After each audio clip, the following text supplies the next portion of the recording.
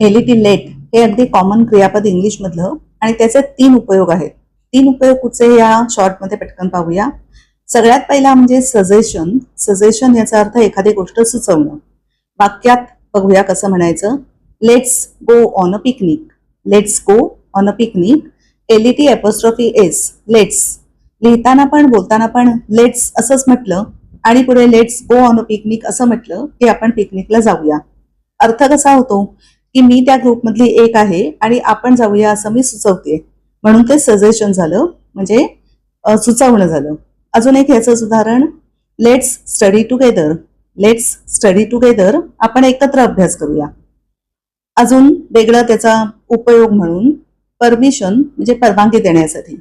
Permission किंवा परवानगी देणे. शी let her go on a picnic. She let her go on a picnic. तिने तिला पिकनिकला जायची परवानगी दिली. शी let her go on a picnic. तिने तिला पिकनिकला जायची परवानगी दिली. अशा अर्थी आपण परवानगी म्हणून, परमिशन म्हणून तेच वाक्य वापरतो. आणखी परमिशन किंवा परवानगी मागण्यासाठी अशा अर्थी एक वाक्य, let me go on a picnic. Let me go on a picnic. मला पिकनिकला जाऊ दे. Let me go on a picnic. मला पिकनिकला जाऊ दे. आता ह्याला जर आपण प्लीज लावला तर ती विनंती म्हणून वापरली जाते.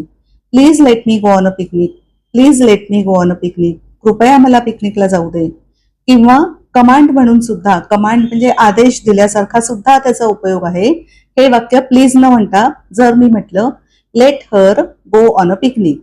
Let her go on a picnic म्हणजे एक कोणतरी दुसऱ्या कोणाला तरी सांगतंय की तिला पिकनिकला जाऊ दे. आदेश दिल्यासारखं कमांड. म्हणून कुठचे कुठचे उपयोग पाहिले तर पहिला सजेशन म्हणजे सुचवणं, दुसरा परमिशन म्हणजे परवानगी, तिसरा रिक्वेस्ट विनंती, प्लीज वगैरे लावलं की लगेच ती विनंती कळते, आणि चौथा उपयोग कमांड आदेश. हे आहेत लेट या क्रियापदाचे उपयोग थोडक्यात. व्हिडिओ लवकरच. Thank you very much and bye.